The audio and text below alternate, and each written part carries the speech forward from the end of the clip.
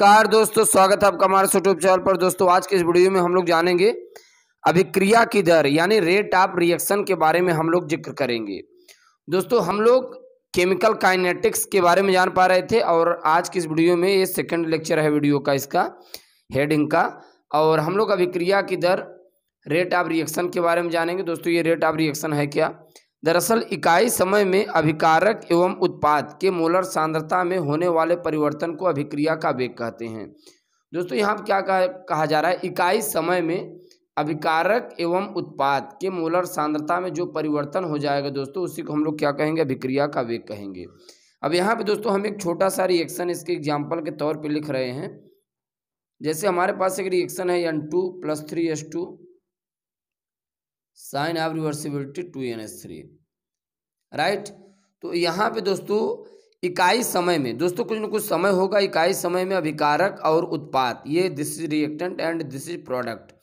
इकाई समय में अभिकारक एवं उत्पाद के मोलर सांद्रता में दोस्तों जो परिवर्तन होगा उसी को हम लोग अभिक्रिया की दर या अभिक्रिया का वेग कहेंगे, राइट। फिर दोस्तों ये क्या कह रहा है, ध्यान दीजिएगा, सेकंड नंबर का इसका क्या कह रहा है डेफिनेशन, इकाई समय में अभिकारक की टूटी हुई मोलर सांद्रता को अभिक्रिया का वेग कहते हैं। दोस्तों ये अभिकारक है, कुछ न कुछ समय में अभिकारक टूटेगा तो इकाई समय में दोस्तों अभिकारक की टूटी हुई मोलर सांद्रता को ये अभिक्रिया की हम लोग क्या कहते हैं, दर कहते हैं या वेग कहते हैं, ठीक। और इसी को दोस्तों इंग्लिश में हम लोग रेट ऑफ डिसअपीयरेंस कहते हैं। क्या कहते हैं दोस्तों, रेट ऑफ डिसअपीयरेंस। यानी दोस्तों धीरे धीरे जब रिएक्टेंट डिसअपीयर होगा तभी तो प्रोडक्ट अपीयर होगा, तभी तो प्रोडक्ट बनेगा, राइट। तो इकाई समय में अभिकारक की जो टूटी हुई मोलर सांद्रता है, इकाई समय में जो अभिकारक दोस्तों डिसअपीयर होगा उसी को हम लोग क्या कहेंगे, अभिक्रिया का वेग या अभिक्रिया का दर कहेंगे, ठीक। अब यहाँ पर दोस्तों आगे आप लोग ध्यान दीजिएगा, इकाई समय में उत्पाद की बनी हुई मोलर सांद्रता को अभिक्रिया का वेग कहते हैं, ठीक। इकाई समय में उत्पाद की बनी हुई मोलर सांद्रता को अभिक्रिया का वेग कहते हैं। बात समझ में आ रही है?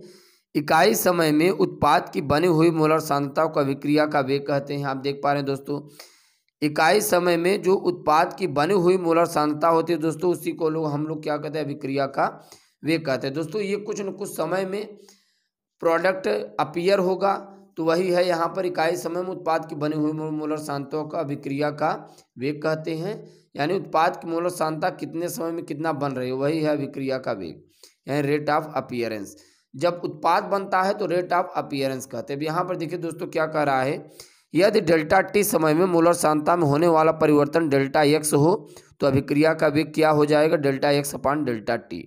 यानी दोस्तों इसे हम ऐसे भी लिख सकते हैं, changing concentration of X with respect to T times. यानी दोस्तों पर टी समय में कितना इसके कंसंट्रेशन में चेंजिंग हो रही है। दोस्तों यहाँ पे हमने क्या लिखा है, एक्टिव मास ऑफ एक्स, यानी चेंजिंग कंसंट्रेशन ऑफ एक्स। दोस्तों ये जो आप स्क्वायर ब्रैकेट देख रहे हैं ये इस एक्स की मोलर सांद्रता है, राइट। तो इकाई समय में इसके जो मोलर सांद्रता में परिवर्तन होगा उसी को हम लोग अभिक्रिया का वेग कहेंगे। यदि किसी अभिक्रिया की मोलर सांद्रता डेल्टा एक्स हो, समय टी हो, तो टी समय में कितना इसके मोलर कंसंट्रेशन में चेंजिंग हो रहा है वही हो जाएगा अभिक्रिया का वेग। और प्लस माइनस से डिनोट करते हैं दोस्तों। जब रिएक्टेंट डिसअपीयर होता है तो माइनस दिखा देते हैं, और जब प्रोडक्ट बनता है, प्रोडक्ट अपीयर होता है तो वहाँ पर हम लोग प्लस दिखा देते हैं। भाई समय के साथ साथ रिएक्टेंट घटेगा तो वहाँ माइनस का साइन लगाएंगे, और समय के साथ साथ प्रोडक्ट बनेगा तो वहाँ पे हम लोग क्या करेंगे, प्लस का साइन लगाएंगे, राइट। अब इसके दोस्तों यदि हम लोग यूनिट के बारे में जिक्र करें तो इसका यूनिट क्या होता है, इसका मात्रक मोल पर लीटर पर सेकंड होता है, या मोल पर लीटर पर मिनट होता है, या मोल पर लीटर पर घंटा होता है, ये इसका यूनिट होता है। तो इस प्रकार से हम लोग अभिक्रिया का वेग या अभिक्रिया के दर के बारे में जान पा रहे हैं। अभी इनके काफ़ी हम लोग डेरिवेटिव सीखने हैं। अब दोस्तों यहाँ पर रेट ऑफ रिएक्शन के कैलकुलेशन के बारे में जानेंगे, यानी ROR एवरेज रेट, औसत वेग ROR, इंस्टेंटेनियस पर ROR जानेंगे। इन तीनों पर हम लोग ROR के बारे में जिक्र करेंगे। अब यहाँ पर देखिए एग्जाम्पल क्या दिया है दोस्तों, एग्जाम्पल दिया twice of A plus thrice of B plus 5C, right. अब इसका दोस्तों हमें ROR लिखना है, यानी रेट ऑफ रिएक्शन। तो हमने अभी दोस्तों आपको बताया, हमने कहा इकाई समय में इस अभिकारक के मोलर सांद्रता में होने वाला परिवर्तन, इकाई समय में उत्पाद के मोलर सांद्रता में होने वाला परिवर्तन को अभिक्रिया का हम लोग वेग कहते हैं।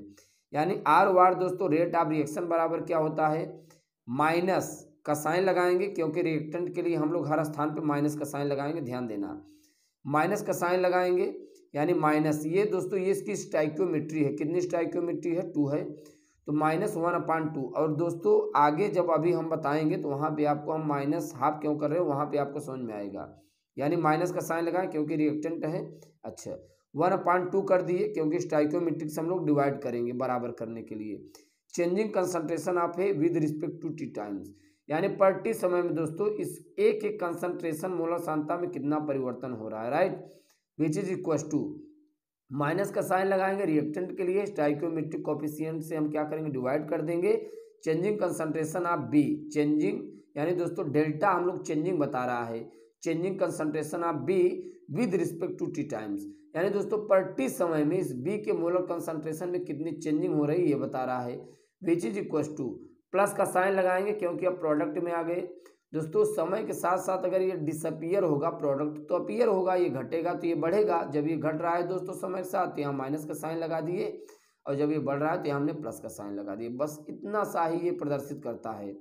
अब दोस्तों यहाँ पर देखिए क्या हो गया, +1/5 changing concentration of C with respect to T times, यानी पर टी समय में दोस्तों उत्पाद के मोलर सांद्रता में कितना परिवर्तन हो रहा है वो बता रहा है, ठीक।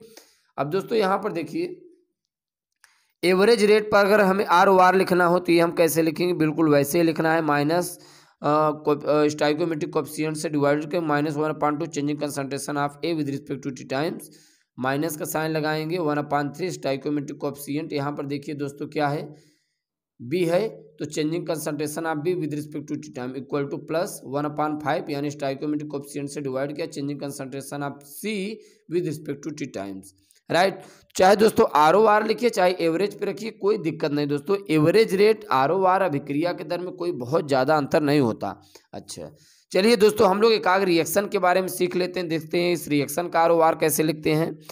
हाइबर विधि से अमोनिया का निर्माण हो रहा है N2+3H2 साइन ऑफ रिवर्सिबिलिटी यानी 2NH3। अब इसका दोस्तों हमें आर ओ आर लिखना है तो कैसे लिखेंगे, आर ओ आर बराबर माइनस का साइन लगाएंगे रिएक्टेंट के लिए, changing concentration of N2 with respect to T times, minus का साइन लगाएंगे स्टाइक्योमेट्रिक कोएफिशिएंट से हमने डिवाइड किया चेंजिंग कंसंट्रेशन यानी changing concentration of H2 with respect to T times equal to plus का साइन लगाएंगे हाफ स्टाइक्योमेट्रिक कोएफिशिएंट से divide किया हमने, यहाँ पर क्या हो गया changing concentration of NH3 with respect to T time, right. तो इस प्रकार से दोस्तों हम लोग किसी रासायनिक अभिक्रिया का आर ओ आर कैसे लिखेंगे इसके बारे में हम लोग सीख पा रहे हैं। अच्छा अभी तक हम लोग जान पाए आर ओ आर कैसे लिखेंगे। अब दोस्तों अगर केवल हमें रिएक्टेंट के लिए लिखना हो, ओनली फॉर प्रोडक्ट के लिए लिखना हो तो कैसे लिखेंगे, हमने अभी आपको बताया रिएक्टेंट समय समय पर जब डिसअपियर होगा तो प्रोडक्ट क्या होगा दोस्तों अपीयर होगा, यानी rate of disappearance of N2 which is equal to minus का साइन लगाएंगे क्योंकि क्या है रिएक्टेंट है ना। और एक चीज़ दोस्तों ध्यान में रखना है, वो जब कोई रासायनिक अभिक्रिया होती है तो वहाँ पर हम स्टाइक्योमेट्रिक कोएफिशिएंट से डिवाइड करते हैं पूरे वैल्यू को बराबर करने के लिए, बट यहाँ पर दोस्तों हम लोग स्टाइक्योमेट्रिक कोएफिशिएंट से डिवाइड नहीं करते, माइनस का साइन लगाए changing concentration of N2 with respect to T times, क्योंकि हमें केवल अब यहाँ पर N2 का कंसंट्रेशन दिखाना है बस।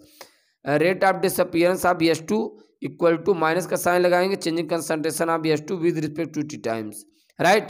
फिर दोस्तों यहाँ पर आप देख पा रहे हैं rate of appearance of NH3 which is equal to plus का साइन लगाएं क्योंकि प्रोडक्ट के लिए है changing concentration of NH3 with respect to T times, right. तो इस प्रकार से दोस्तों आप लोग देख पा रहे हैं हमें अगर रिएक्टेंट के लिए रेट ऑफ डिसअपियर लिखना हो तो कैसे लिखेंगे और रेट ऑफ अपीयर लिखना हो तो कैसे लिखेंगे। बस इंपॉर्टेंट फैक्टर आपको ये ध्यान में रखना है, जब हम डिसअपियर और अपीयर के केस में रिएक्टेंट ओनली फॉर प्रोडक्ट के लिए लिखेंगे तो यहाँ पर माइनस या प्लस का साइन नहीं लगाएंगे, राइट। अब यहाँ पर आप ध्यान दीजिए A of A plus B of B plus arrow mark C of C। अब इसके लिए हमें आर ओ आर यानी औसत वेग लिखना है, तो यहाँ पे ये A स्टाइक्योमेट्रिक हो जाएगा यानी माइनस का साइन लगाएंगे रिएक्टेंट के लिए स्टाइक्योमेट्रिक कोएफिशिएंट से 1/A से डिवाइड कर दिए changing concentration of A with respect to T time which is equal to minus का साइन लगाएं, और यहाँ पे दोस्तों क्या है B है तो 1/B हो जाएगा changing concentration of B with respect to T times, और इक्वल टू यहाँ पे देखिए प्लस का साइन लगाएं 1/C और यहाँ पे आप देख पाए changing concentration of C with respect to T times, right. इसी प्रकार दोस्तों आप ये आपके एनसीईआरटी में शायद ये गिवन होगा, ये दिया होगा, Hg लिक्विड फॉर्म में है, Cl2 गैसियस फॉर्म में है, एरो मार्क Hg बनता है जो कि सॉलिड फॉर्म में होता है। इस अभिक्रिया के लिए वेग लिखिए, आर वार लिखना है, औसत वेग आर वार कैसे लिखेंगे अभी हमने आपको बताया। आर वार दोस्तों रिएक्टेंट के लिए हम माइनस का साइन लगा, changing concentration of Hg with respect to T times equal to minus का साइन लगाएंगे, changing concentration of Cl2 with respect to T times equal to दोस्तों प्लस का साइन लगाएं, changing concentration of HgCl2 with respect to T times, right. अब ध्यान दीजिए दोस्तों, इसी रासायनिक अभिक्रिया जो अभी हमने Hg की क्रिया क्लोरीन से करा के जब हमने HgCl2 बनाया, तो इसी रासायनिक अभिक्रिया के लिए अगर हमें डिसअपियर अपीयर के केस में लिखना हो तो कैसे लिखेंगे? बड़ा ही सिंपल फंडामेंटल है, rate of disappearance of Hg which is equal to क्या हो जाएगा, माइनस का साइन लगाएंगे रिएक्टेंट के लिए, और स्टाइकोमेट्रिक कोएफिशिएंट से कोई मतलब नहीं है, changing concentration of Hg with respect to T times, rate of disappearance of Cl2 which is equal to minus का साइन लगाएंगे, changing concentration of Cl2 with respect to T times, right. Appear के case में निकालेंगे HgCl2 का, plus का sign लगाएंगे, changing concentration of HgCl2 with respect to T times, right. तो इस प्रकार से दोस्तों हम लोग सीख पाए किसी रासायनिक अभिक्रिया के लिए ROR कैसे लिखते हैं, रेट ऑफ डिसअपियरेंस कैसे लिखते हैं और रेट ऑफ अपीयरेंस कैसे लिखते हैं। अब दोस्तों यहाँ पर इस कैलकुलेशन से यानी calculation of rate of reaction, किसी दोस्तों रासायनिक अभिक्रिया का हम लोग को अगर कैलकुलेशन करके इनका रेट ऑफ रिएक्शन निकालना हो तो ये कैसे निकालेंगे दोस्तों, जो कि बड़ा ही इम्पोर्टेंट है और this is very important fundamental. आप देख पा रहे हैं रेट ऑफ रिएक्शन, राइट, बहुत ही इंपॉर्टेंट है दोस्तों, राइट। और इनका कैलकुलेशन के सपोज मान लीजिए हमारे पास कोई रिएक्शन है, रिएक्टेंट ए है और रिएक्टेंट ए से प्रोडक्ट बनता है बी, राइट। और अभी हमने बताया था टी समय में किसी अभिकारक और उत्पाद की मोलर सांद्रता में कैसे परिवर्तन होता है, तो वहाँ पे हम लोग ROR rate of disappear appear के बारे में जान पाए। अच्छा दोस्तों चलिए, टी इक्वल टू 0 टाइम पर आप देख पा रहे हैं ये इनिशियल टाइम है दोस्तों, प्रारंभिक टाइम पर टी इक्वल टू 0 टाइम पर इसका कंसंट्रेशन क्या था, A0 था। अच्छा ये बताइए जब समय 0 है और समय 0 पर इसका कंसंट्रेशन A0 है तो क्या 0 समय पर प्रोडक्ट बनेगा? नहीं भाई, टी इक्वल टू 0 टाइम है ना, 0 टाइम पर भी प्रोडक्ट कुछ बनेगा नहीं, 0 रहेगा, ठीक। अच्छा t equal to T time पर, t equal to T time पर इसके कंसंट्रेशन में कुछ चेंजिंग होगी, क्या कंसंट्रेशन में चेंजिंग हुई, x। तो यहाँ पे जो T equal to T time पर जो कंसंट्रेशन में चेंजिंग होती है वो हमने क्या लिख दिया, AT। भाई टी इक्वल टू 0 टाइम पे यहाँ हमने A0 लिया यानी A, और यहाँ से हमने 0 लिया तो A0 बन गया।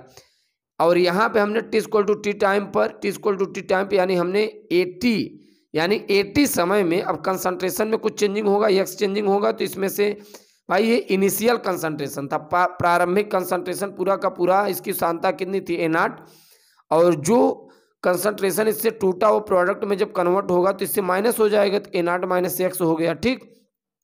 और यहाँ पर दोस्तों प्रोडक्ट क्या है, बी है, तो यहाँ पे हमने BT समय लिया, BT समय में इसके कंसंट्रेशन में चेंजिंग कितनी हुई, x। तो यहाँ दोस्तों x टूटेगा तभी तो यहाँ x बनेगा, यानी दोस्तों A0 का जो कंसंट्रेशन है 80 से क्या है, अधिक है, सही बात, A0 का कंसंट्रेशन 80 से अधिक होगा ही। अच्छा चलिए अब इसका हम लोग रेट ऑफ डिसअपियर निकालते हैं, ध्यान दीजिएगा, rate of disappear, rate of disappear का मतलब है दोस्तों केवल A का value, rate of disappearance of A which is equal to minus का साइन लगाएंगे, changing concentration of A with respect to T times, यानी पर टी समय में इस A के कंसंट्रेशन में कितना चेंजिंग हो रहा है वो हम लोग को निकालना है। यहाँ पे दोस्तों हम लोग वैल्यू रखेंगे अब A का, यहाँ पे आप देख पा रहे यही है, और T का कितना है आप ध्यान दीजिएगा, changing concentration of A with respect to T times, A के कंसंट्रेशन में कितना चेंजिंग हुआ था, AT माइनस A0। यहाँ पर आप देखिए AT माइनस दोस्तों क्या हो जाएगा, A0। अब जरा ध्यान दीजिए दोस्तों, कंसंट्रेशन में जब चेंजिंग होगी तो हम लोग कैसे निकालते हैं, फाइनल में से हम लोग क्या करेंगे, इनिशियल को निकालेंगे, भाई टूटने के बाद कितना आया था, फाइनल में से हम इसे माइनस करेंगे तभी तो निकलेगा ना, यानी AT minus A0, right, AT minus A0 और T माइनस 0। भाई समय यहाँ पे T था, यहाँ पे क्या है 0 है, तो फाइनल में से इनिशियल को माइनस कर देंगे, T माइनस 0, और यहाँ पर AT का वैल्यू दोस्तों कितना होता है, A0 minus x minus A naught divide by T minus zero. दोस्तों ए नाट और ए नाट कैंसिल हो जाएगा, यहाँ पे क्या हो जाएगा minus x upon T, right. तो आप ध्यान दीजिए माइनस एक्स अपान टी हो जाएगा। और दोस्तों यहाँ पर ध्यान दीजिए माइनस का साइन लगा है। अच्छा यहाँ पर आप देख पा रहे हैं डिसअपियर का जब हम लोग वैल्यू निकालते हैं रिएक्टेंट के केस में यहाँ पर माइनस का साइन निकल के आया है। इसी माइनस को हम लोग प्लस करने के लिए यहाँ पर माइनस का साइन लगा देते हैं।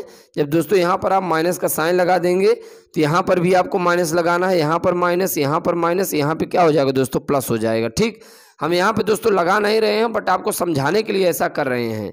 जब यहाँ पे दोस्तों आप हल करेंगे, जब यहाँ पे आप माइनस लगाते हुए ये माइनस पूरा लगाते हुए आएंगे तो यहाँ पर क्या हो जाएगा प्लस एक्स अपान टी हो जाएगा, राइट। अब यहाँ पर देखिए दोस्तों क्या कह रहा है, चूंकि समय के साथ साथ अभिकारक घटता है इसलिए नेगेटिव का साइन लगाकर पॉजिटिव में बदल दिया जाता है, राइट। बट अभिक्रिया कभी भी नेगेटिव में नहीं होती। अच्छा ये बताइए दोस्तों कोई भी अभिक्रिया क्या नेगेटिव में होती क्या? अगर आप बाइक चला रहे हैं, बाइक अगर चल रही है, बाइक का जब आप ब्रेक मारेंगे तो क्या बाइक पीछे हो जाएगी? नहीं, वहीं स्थिर हो जाएगा। तो इसीलिए अभिक्रिया पीछे तो भागेगी नहीं, अभिक्रिया आगे चल दिया तो स्टॉप हो जाएगी या फिर अभिक्रिया हो जाएगी, बट अभिक्रिया पीछे नहीं दोस्तों भागेगी, इसलिए इसका नेगेटिव में कभी नहीं होता। इस नेगेटिव में पॉजिटिव में कन्वर्ट करने के लिए हम लोग माइनस का साइन लगाते हुए आते हैं, यहाँ लास्ट में पॉजिटिव हो जाता है। चलिए अब यहाँ पर हम आपको बताएंगे रेट ऑफ अपीयरेंस के केस में। तो वहाँ पे ए से क्या बना था दोस्तों बी, यहाँ पे आप देख पा रहे हैं ए से क्या बना है बी। तो अब हम रेट ऑफ अपीयरेंस के केस में निकालेंगे rate of appearance of B. तो क्या हो जाएगा दोस्तों changing concentration of B with respect to T times. अच्छा यहाँ पे हमने क्यों, यहाँ पे हमने देखिए माइनस का साइन नहीं लगाया, नहीं प्लस का लगा ही है, माइनस का साइन है क्योंकि प्रोडक्ट के लिए माइनस का साइन नहीं लगाते। Changing concentration of B with respect to T times, changing concentration of B with respect to T times equal to, इसका दोस्तों वैल्यू कितना है बी टी है। यहाँ पे आप देखिए फाइनल टाइम क्या है बी टी है, इनिशियल कितना था 0 था। तो यहाँ पे आप फाइनल कंसंट्रेशन क्या है बी टी था, इनिशियल 0 था, तो बी टी माइनस 0 समय T minus 0 equal to B T upon T equal to X upon T, right.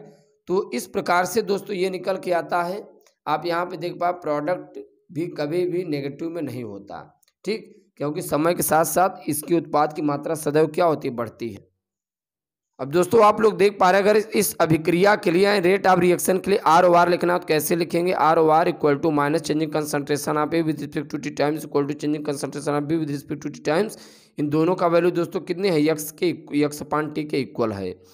तो दोस्तों आप चाहे किसी भी केस में हल करेंगे डिसअपियर अपीयर दोनों क्या होना चाहिए इक्वल होना चाहिए। इसीलिए हम लोग बहुत ढेर सारे स्टोइकोमेट्रिक कोएफिशिएंट से डिवाइड वगैरह कर रहे थे, ठीक। तो दोस्तों हमें विश्वास है कि आपको इस वीडियो लेक्चर में आपको काफ़ी अच्छे तरीके से समझ में आया होगा। दोस्तों यदि आपको कहीं दिक्कत होगी कहीं समस्या होगी तो आप कमेंट बॉक्स में लिखना ना भूलना। और इसके बाद हम लोग अगले वीडियो लेक्चर मुलाकात करने की कोशिश करेंगे। Thanks for watching, thanks lot, धन्यवाद।